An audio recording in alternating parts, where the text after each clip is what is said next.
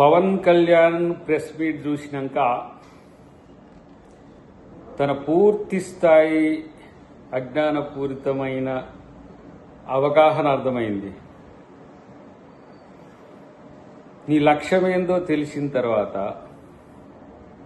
నువ్వు చేయాలనుకుంటున్నది ఏందో తెలిసిన తర్వాత నువ్వేం చెప్పినా తెలంగాణ ప్రజలు ఏం నమ్మరు. కాంగ్రెస్ పార్టీ లక్ష్యంగా నీ ఎత్తులన్నీ కూడా చిత్తు చేయడానికి అందరం సిద్ధంగానే ఉంటాం. ఏం బాధపడకు మిత్రమా. నువ్వే రూపంగా వచ్చినా కూడా గుర్తుపట్టలేనంత స్థితిలో తెలంగాణ సమాజం లేదు. ఎందుకంటే నువ్వు మాట్లాడుతున్న తీరులోనే ద్వంద్వ నీతి కనపడుతున్న పరిస్థితి ఉన్నది. నీ బాస్ ఎవరు తెలుసా? ఉక్రెయిన్ మీదుగా ప్రోటోకాల్లో లేకుండా పాకిస్తాన్ వెళ్ళి నవాజ్ షరీఫ్ తల్లి కాళ్ళు మొక్కి వాళ్ళ మనవరాలి బర్త్డేలో బిర్యానీ తిని వచ్చిన మోదీ నీ మూలం. నువ్వు భారతదేశాన్ని ప్రేమించటమేమో, మేము ప్రపంచ మానవత్వాన్ని ప్రేమించే శక్తులం. గుర్తుపెట్టుకో. గదర్ అన్న పేరు చెప్తే ఏదో ఫ్లేవర్ అద్దితే తెలంగాణ అస్తిత్వాన్ని నువ్వేదో కాపాడుతున్నట్టు నువ్వు చేసే ప్రకటనలు ఎవరు నమ్ముతారు? 11 రోజులు తిండి తినకుండా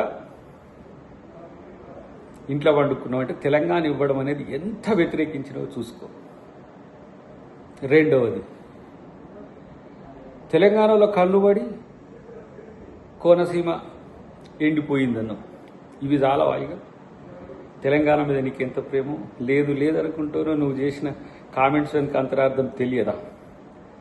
పేరెత్తడానికి కూడా ఇబ్బంది పడుతున్న పరిస్థితి నీది. సో పాకిస్తాన్ వెళ్ళిన మోదీని అడుగు, ప్రపంచం అంటే ఏందో. తెలంగాణ ప్రజలు ప్రపంచ స్థాయిలో ఆలోచించే వ్యక్తులు. గుర్తుపెట్టుకో. నిజామును నడ్డి విరిచిన ప్రాంతం ఇది. ప్రపంచ ఉద్యమాలకు పెట్టినిల్లు ఇది. నువ్వు ఎవరి కోసం వచ్చినా ఎట్లా వచ్చినా నిన్ను రాజకీయాలు చేసుకొని వద్దని ఎవడు అనలే. నువ్వే జెండా పీక్కొని ఆంధ్రప్రదేశ్కి పోయినావు. నీకు అక్కడ ఇక్కడ ఏదో నీకేదో కొంత ప్రేమ ఉంది అన్నట్టుగా చెప్తున్న పరిస్థితిని చూస్తే నవ్వు వస్తుంది.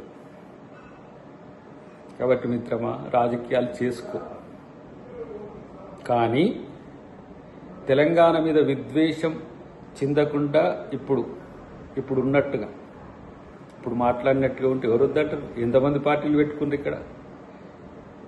నువ్వు తెలంగాణ మొత్తం కాదు, ఆమూలాగ్రం తిరిగితే నేను వద్దనేటోడు.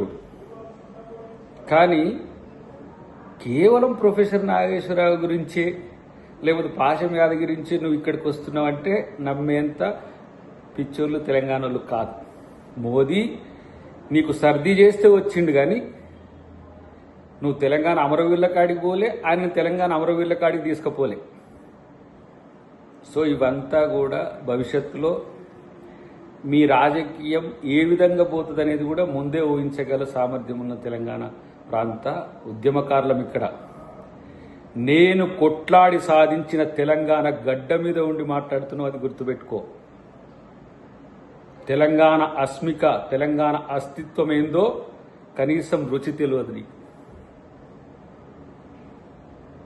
1200 మంది చనిపోయిన తెలంగాణ తెచ్చుకుంటే 11 రోజులు ఉపవాసం ఉన్నవంటే అమరవీరులకు నువ్వు ఎలా నివాళులు అర్పించినట్ట? ఎలా సంబురాలు ఇక్కడ వచ్చి పంచాయతీ పెట్టినావు? దేనికి సంకేతం ఇది తెలియదా? కాబట్టి నీ రాజకీయాలేవో నువ్వు చేసుకో, కానీ ఇక్కడెవరో నిన్ను విలన్గా చూస్తున్నట్టుగా, నిన్నెవరో అడ్డుకుంటున్నట్టుగా ఫీల్ కాదు. ఎవ్వరు అడ్డుకోరు నిన్ను. ఎందుకు అడ్డుకోరంటే నీ శక్తి మేరకు పోరాడు, నీ ఇష్టం వచ్చినట్టుగా పోరాడు. నిన్నెవరెందుకు ఏమన్నారంటే నీకు ఆ స్వేచ్ఛ హక్కు ఉంది, కానీ ప్రాంతాల మధ్యన విద్వేషం వచ్చేటట్టుగా మాట్లాడితేనే హైకోర్టే మీకు తీర్పిచ్చింది.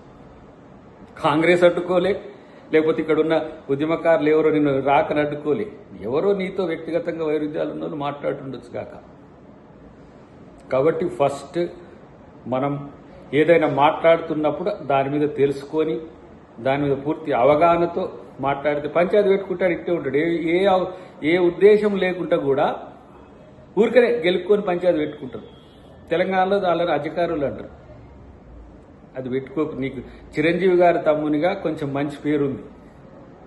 మేము కూడా నిన్ను సీరియస్గా టార్గెట్ చేయకపోవడానికి ఒకే ఒక్క కారణం, గద్దరన్నకు నువ్వు తమ్మునివని. ఆ రోజు ఏ విధంగా గద్దరన్న మీతో కలిసి ఉన్నాడో కూడా మాకు చెప్పింది కాదు. కానీ ఒక స్టాండ్ మీద లేకపోవడం వల్ల, ఈ చంచల స్వభావం వల్ల వివిధ రకాలుగా మారిపోయారు. చివరికి ఇక్కడ ఉన్నావు. ఇక్కడి నుంచైనా ప్రజాస్వామ్యయుతంగా మానవీయ కోణం నుంచి అన్నిటికీ మిక్కిలి సగటు భారతీయులందరినీ గౌరవించే కల్చర్ నేర్చుకో. ఇది నీకు హితవు మాత్రమే.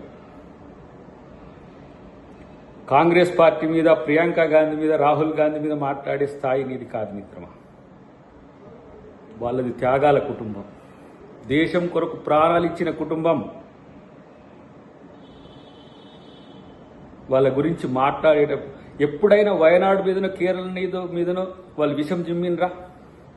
ఇంత మీరు విష ప్రచారం చేస్తున్న ఏ రోజైనా మీ మీద వాళ్ళు కనీస స్టేట్మెంట్ ఇచ్చిండ్రా? పివి నరసింహారావు గారు నంద్యాల నుంచి పోటీ చేసిండ్రు, సేమ్ టైం బరంపురం నుంచి కూడా, ఒడిశా నుంచి కూడా పోటీ చేసిండ్రు. కానీ మీలో కొంతమంది, మీలాంటి వాళ్ళు కూడా చాలామంది తెలంగాణ మీద విషం జిమ్మిండ్రు. ఆంధ్ర ప్రజలు కాదు, ఆంధ్రాలో అందరు నాయకులు కాదు, చిరంజీవి గారు కూడా కాదు. కాబట్టి మనం ఏ విధంగా ఉన్నామనేది మన స్టేటస్, మన ట్రాక్ చెప్తుంది. కాబట్టి అందరినీ సమదృష్టితో చూడడం నేర్చుకో. నారాజు గాకుర మా అన్నయ్యో, నజీరు అన్నయ్యో అని. నజీర్లు ఒకరోజు వజీరు ఉండే, ఈరోజు నీకు శత్రువులైండ్రు. దేశం మొత్తం ఏ విధంగా కాంగ్రెస్ పార్టీ ఈరోజు అన్ని వర్గాలను, హిందువులను, ముస్లింలను, క్రిస్టియన్లను, బౌద్ధులను, జైనులను, అన్ని కులాలను, అన్ని మతాలను కలుపుకొని పోతుందో, ఆ కలుపుపోయే తత్వాన్ని గమనించు. కాంగ్రెస్ను కూడా కనీసం గౌరవించే కల్చర్ని పెంచుకోమని చెప్పి నేను పవన్ కళ్యాణ్కు తెలియజేస్తున్నా. మీరు రావచ్చు, పోవచ్చు, రాజకీయాలు చేసుకోవచ్చు, కానీ తెలంగాణ ప్రజల్ని ప్రేమించడం నేర్చుకోండి ఫస్ట్. అది ముందు నేర్చుకుంటే మీలాంటి వాళ్ళకి అది మంచిది.